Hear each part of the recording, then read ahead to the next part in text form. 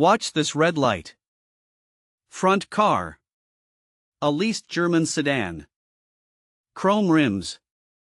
An $1,100 watch. A $900 payment he never says out loud. 4 cars back. A dented thermos. A 2014 Camry. 190,000 miles. A coffee stain older than 2 of her phones. Your brain files it instantly. He's winning. She's getting by. It's backwards. One of them is 1 bad month from collapse. It's not the woman in the Camry. She has more money than her own dentist. This isn't a video about cars. It's about a switch. A switch that flips the day you stop performing wealth. How strangers treat you. What companies charge you. Who decides you're worth trusting. And at the end, I'll show you a study. A study proving your neighbor winning the lottery can bankrupt you. Not them. You. Hold that thought until the end. 2 researchers surveyed thousands of American millionaires. They expected imported cars. Tailored suits. What they found was embarrassing. Half never paid more than $400 for a suit. The median most expensive watch? $235. The most common millionaire car brand wasn't Mercedes. It was Toyota. The typical millionaire drives the same car as a grocery store manager. The guy with the $5,000 watch? Statistically, he's the one drowning. Pull the modern numbers. It gets worse. 61% of households earning over $250,000 don't drive a luxury brand. At all. Households under $100,000 buy twice as many luxury cars. The badge on the hood isn't a wealth signal. It's a payment signal. A large one. Attached to a normal income. 41% of people earning $300,000 to $500,000 call themselves paycheck to paycheck. A higher rate than people earning 50. The people who look most successful are closest to the edge. Why? There's an idea from the 1700s. A philosopher was given one beautiful scarlet robe. Suddenly his desk looked shabby next to it. So he replaced the desk. Then the chair didn't match. Then the art. He spent himself into debt. Chasing a standard set by one robe he never asked for. You get the promotion. You get the nicer car. Now the apartment feels embarrassing. Every upgrade resets your definition of normal. And normal is the most expensive thing you'll ever buy. The average new car payment in America. Around $767 a month. 1 in 5 buyers pays over $1,000. Loans stretch to 84 months. 7 years. A third of trade-ins owe more than the car is worth. They roll the debt into the next loan. Financing a car they no longer own. To drive a car they can't afford. Now flip it. Same $700 payment. Don't spend it. Index fund. Forget it exists. 30 years later? Around $850,000. The exact same money.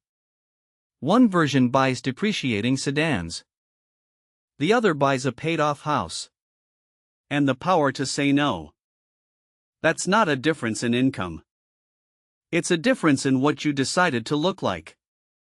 An ancient king understood this. 3,000 years before spreadsheets. His scriptures describe a woman who considers a field. And buys it. 3 verbs. Consider. Buy. Plant. She wasn't decorating a home. She was building a system. Every year inside someone else's company, you plant someone else's vineyard. An employee at $50,000, with steady raises. 10 years later, $67,000. No asset. No equity. Nothing that pays if you stop. A small business started the same year? Worth over $300,000 as an asset by year 10. Same decade. Different system. Warren Buffett still lives in the house he bought in 1958. His breakfast costs $3. The founder of IKEA drove the same Volvo for 20 years. They could buy a mansion for every day of the week. By every visual cue, they look kind of poor. That's not an accident. That's the tell.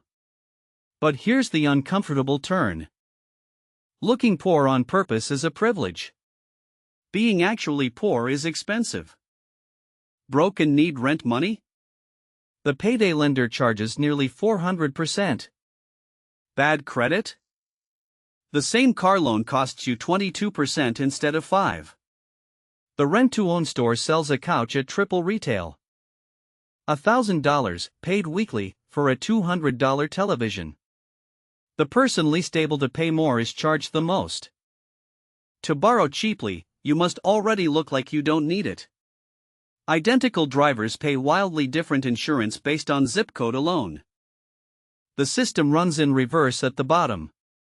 And now, the study I promised you. The one that explains everything you just watched. Researchers pulled real bankruptcy records. They found neighborhoods where one person won the lottery. Then they watched the people living next door. Not the winner. The neighbors. The bigger the prize next door, the more the neighbors went bankrupt. Read that again.